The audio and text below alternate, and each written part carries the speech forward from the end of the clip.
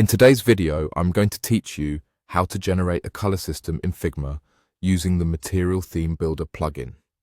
By the end, you'll have a cohesive palette powered by material design that you can reuse across your project with confidence. First, open the Figma website in your browser and sign in. This process works the same whether you're using the browser or the desktop app, so use whichever you prefer. Once you're in, open your file and navigate to the page where you want to build your color system.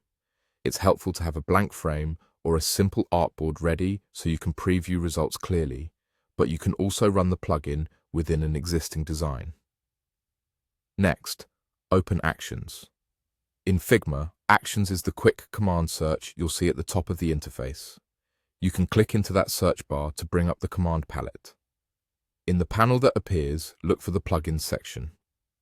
Type Material Theme Builder into the search field, then choose the plugin from the results and click Run.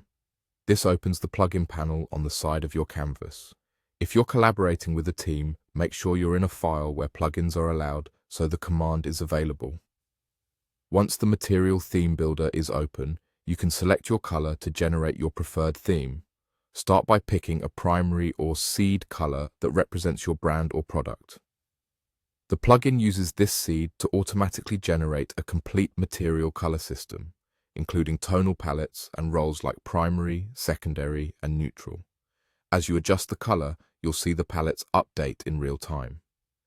Aim for a color that looks good across light and dark variations and consider how it appears on both large surfaces and small accents. Use the plugin's controls to fine-tune hue, saturation, and brightness until the results feel balanced. Preview the light and dark themes to check the text remains legible and that key elements stand out. Pay attention to contrast. A clear distinction between foreground and background improves accessibility and overall polish. If your brand has multiple core colors, start with your most important one. Then explore a supporting hue as a secondary accent, keeping the overall system cohesive.